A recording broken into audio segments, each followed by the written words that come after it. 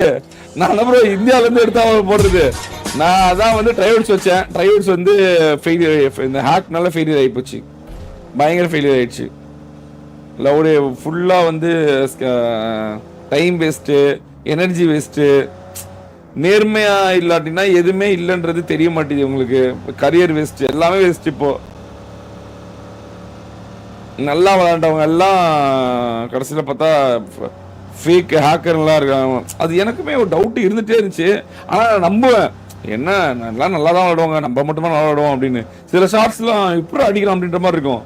நம்மளாம் அடிச்சா கனெக்ட் ஆகாது அப்படின்னு. சரி ஒரு நல்லா ப்ராக்டிஸ் பண்ணுவோம் போல, நல்லா விளையாடுவான் போல அப்படின்னு நான் நினச்சிட்டு இருப்பேன். அப்புறமேட்டு நான் அதனால தான் யாரையும் எதுவும் சொல்கிறது இல்லை. ஏன்னா நம்ம எதாவது சொன்னால் இன்னொருத்தவங்க மனசு கஷ்டப்பட்டுருமோன்னு சொல்லிட்டு நான் அப்படியே நல்ல பிளேயர்ப்பா அப்படின்ட்டு போயிடுவேன் நான்.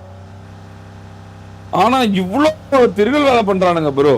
கேவலமாக இருக்குது, ஒரு மாதிரி அசிங்கமாக இருக்குது. என்ன இது, ஒரு கேம் தானே, ஒரு கேமில் இதுக்கு இவ்வளோ ஒரு அன்வான்ட் திங்ஸு.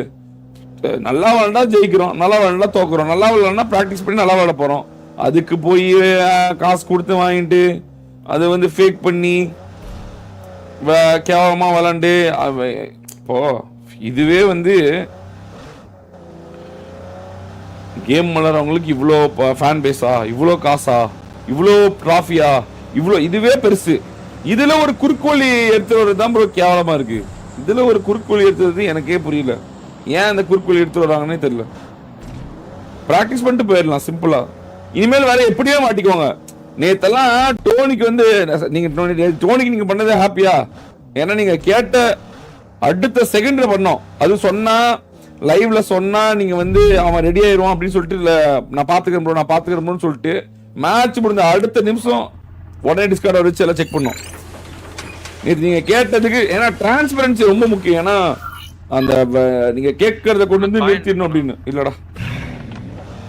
அதனாலதான் நேற்று டக்குன்னு உடனே அடுத்த நிமிஷம் பண்ணேன் நான்.